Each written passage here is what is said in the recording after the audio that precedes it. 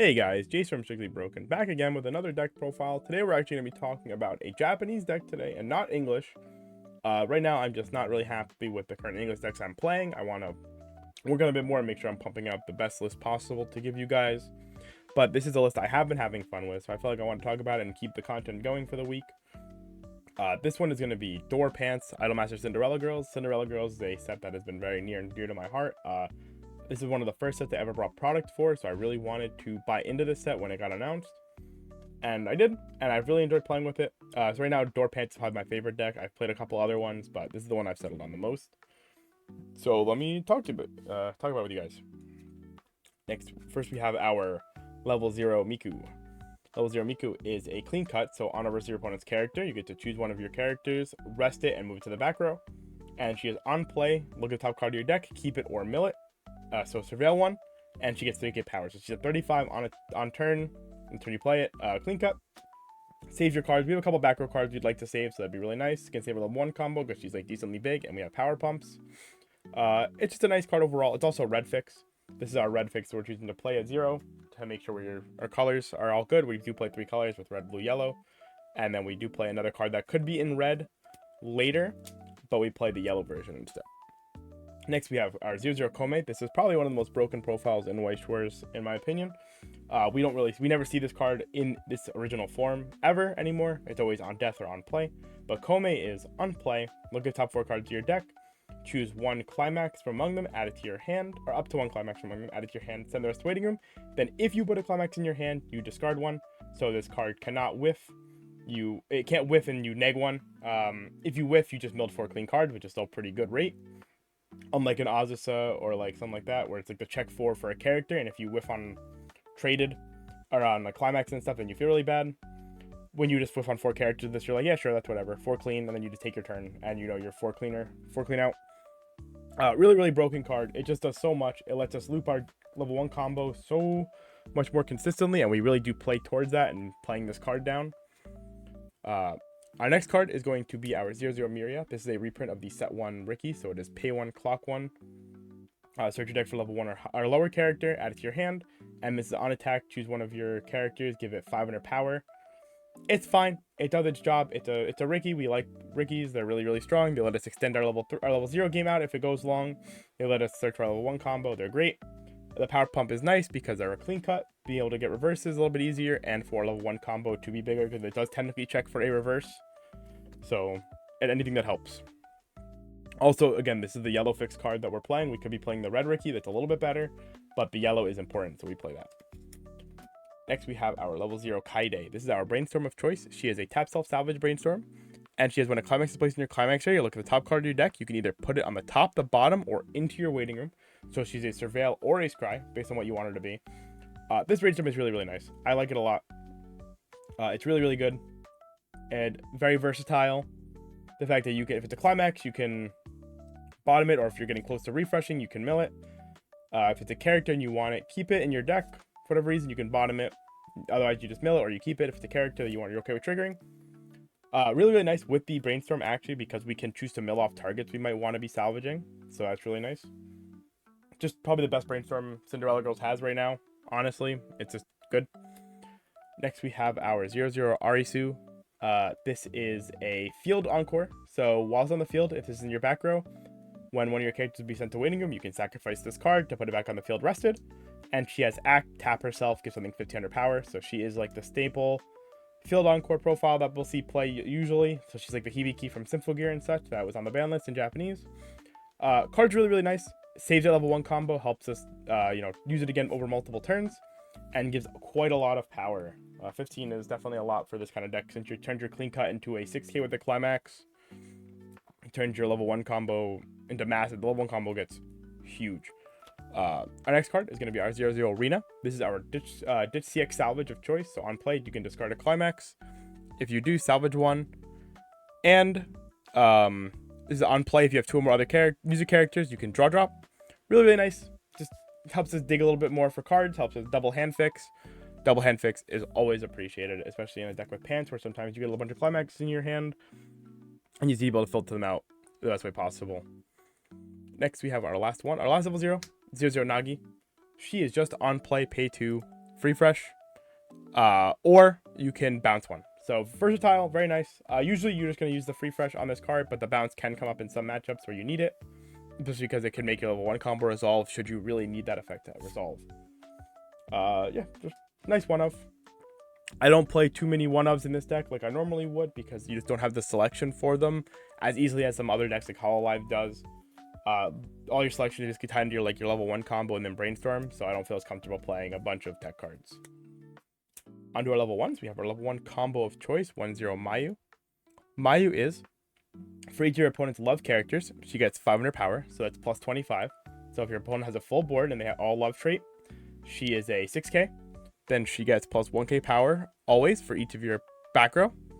So she is a 55. And then if you have the 25, she is 8, 9 with the climax. And her climax combo, the way you get love trait, is on attack. If you have 2 or more other music characters and the door in the climax area, all your opponent's characters get a love trait. And then she gains the effect of, at the beginning of the encore phase, if the character across from this is reversed or empty, salvage one. I like to call that Pseudo Fever, because the original effect was the Fever Kasumi, which needed to check for everything. This card is just really, really nice. The selection is very good. It's one of the highest selection cards. It's really, really big. Being 9k level 1 combo is beyond massive. It makes up for the reverse effect, and because it has the Pseudo Fever as opposed to regular on reverse, it means that your opponent can't really play around it with things like the Shinobu bouncers and such. I've actually really become fond of this card. I did not like it at first, but then I kind of realized with cards like Kome and having options like the free fresh, deck speed is just really fake. You just burn through your deck like whenever. It's super duper easy. Next, a really cool card that I don't see played in a lot of other decks, and I know this has been printed in another set before, but I don't believe it's on any play. The 1-0 Miku counter. This is not our typical 2k counter. This is actually when you use this card's backup. It's a 0 power backup. When you use this card's backup, all battling characters, so you and your opponent's currently battling character, gain the effect. When this is sent from stage to waiting room, you may turn this to the stage in its former slot rested. Now, we don't really care about our opponent getting that, because obviously Mayu is 55, so she is very easy to kill. But this does mean that we can trade this card in to loop our level 1 combo, so it basically gives it hand encore while this is in our hand, and we just assume our opponents are going to kill our card, and if they don't kill our card, then we don't have to use the counter at all, right? So we don't care. Should you also technically need to give reverses, you can use it like that with our level 3 combo, because our level 3 combo is a reverse combo. So you can stop your opponent from actually denying you reverses by giving up a hand, which I think is like really, really cool, really versatile about this card. I was sleeping on this card, and then I tried it, and I'm like, no, this card is super duper sick. Definitely a big overperformer for what it is. And our last level 1 is going to be this 1-0 Cherry. I was thinking about playing 2 of this card and going to 3 counter, but I really like the counter, so I kind of want to just play 4, because I don't want to select for the counter. I kind of want to get my opponents with it if I can. But this Cherry is, when it's attacked, if you have 2 or more other music characters, it gets 2k power, so it'll be a 7k with a climax, 6k without.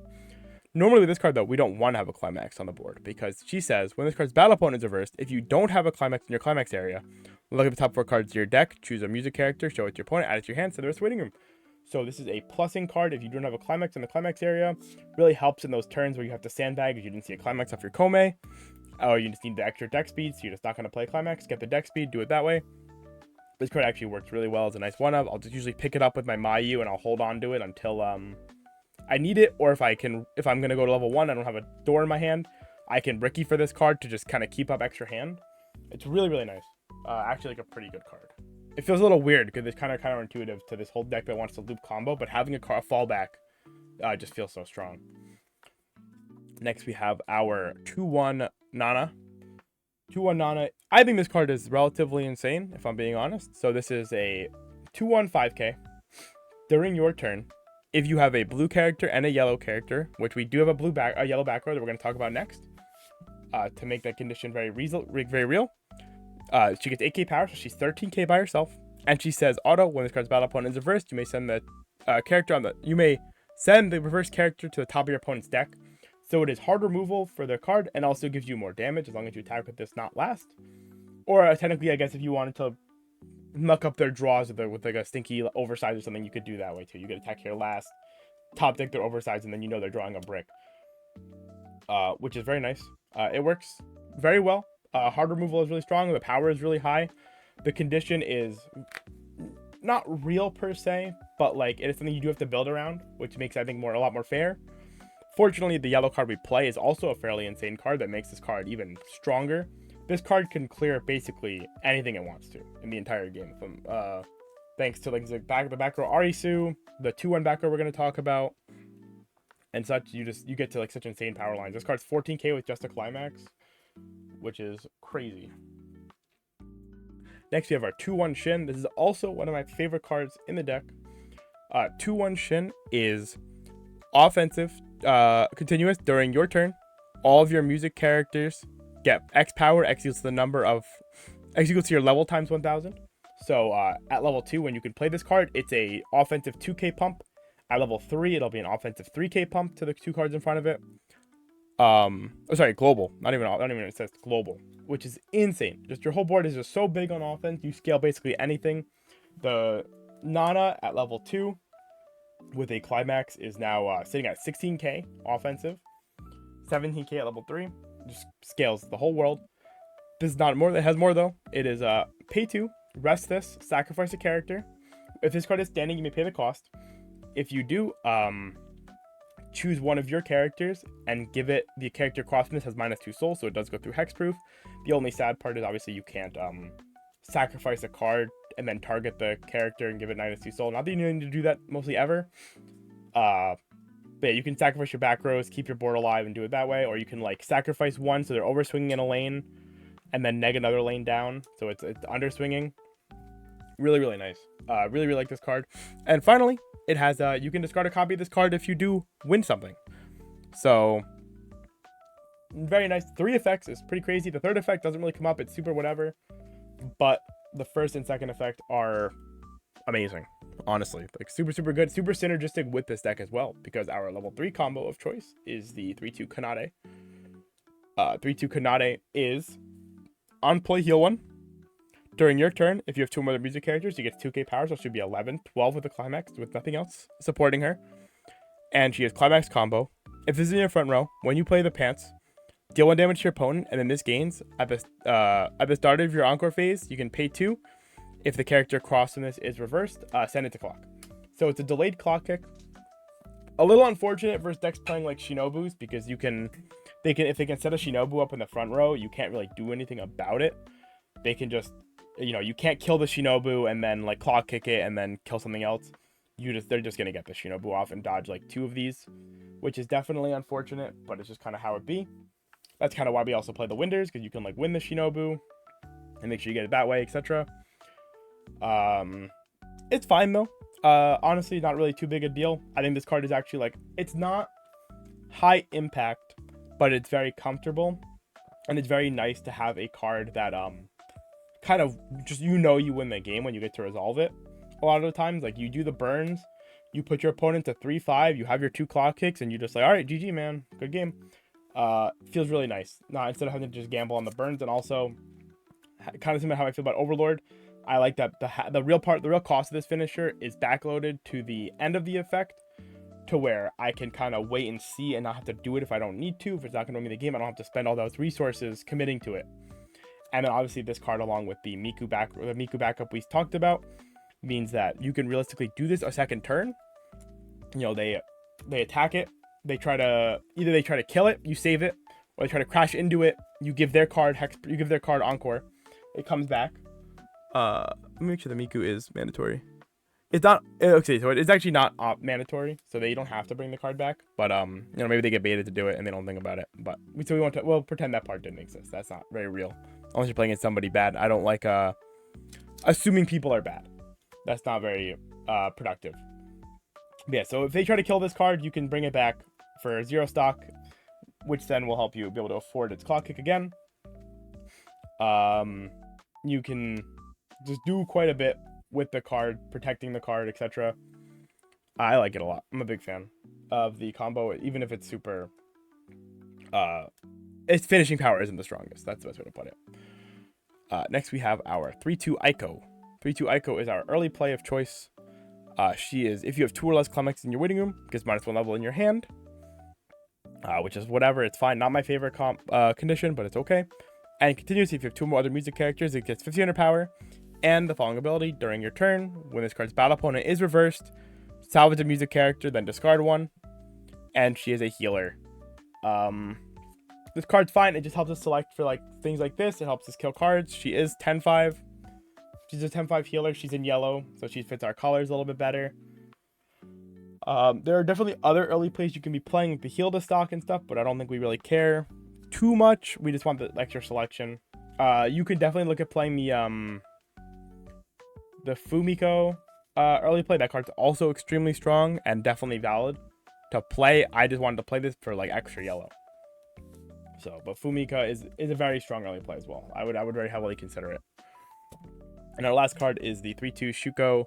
3/2 Shuko is a Fumio on play. Your opponent chooses 1 climax in their waiting room, shuffles all other cards into their waiting room into their deck. So it's just a decompression tool. And she has climax combo. When you play the pants in your climax area, you pay the cost. If you do, choose one of your opponent's characters, stand it and move it to an empty slot, or swap it with one of your opponent's standing characters. So this is otherwise kind of like a grappling hook when you play the climax. Either get you an extra reverse if they try to open their lanes, or gets rid of a problematic card to make it so if they played like the Shinobu Bouncer in the front row, so they can deny 2 lanes, you can play this, use the effect, swap the Shinobu Bouncer to the back row, pull up a card, and then they can only save 1 lane, so you still get 2 clock kicks. It's a little expensive to do that, so you're not realistically doing that most of the time. You're using this because they gave you no reverses and you need to get a reverse. But it does have the option. It's there. And the Fumio is also very nice because as with Kanade, we have to kind of stick the 3. We have to stick the damage to present anything actually like really scary. So the decompression obviously does help with that and the amount. But yeah, guys, so that is the deck for today. Big fan of Idolmaster Cinderella Girls. I don't know the series itself too well outside of just liking it from like watching the anime and my friends playing the game. But the characters are cute. The girls are cool. The songs are good from what I've listened to them. And the deck is fun. And that's all that really matters to me. I think this deck is really cool. It has some really like neat cards you don't see very often. And I think that's a really big standout for me. I also really like cards like the Kome level 0. This card is just so fun to play with. For such a simple effect, it just feels so strong every time you play it. But yeah, that is everything for today, guys. Thank you for watching. Once again, if you have any other decks you'd like me to talk about, again, we might have to start talking about them outside of this kind of format and more on like an online format, but that's okay. I am working on Mume Kanata and I'm working on Shauna at the moment. I'm just trying to find a list that I'm really happy with before I make a video about them, so expect those sooner than later, I'd hope. But if there's any other decks people want me to talk about, just please leave it down in the comments. Don't forget to like, comment, subscribe, and you can follow me on my socials at Twitter or X the Everything app at Prins_WS. And same thing goes for my Discord as well. If you have any questions, if you want to message me there instead, you can reach out to me there. I'm also in all of like the big public Weiss groups as far as I know, so you can find me on those as well. Thank you guys. You have a great rest of your day.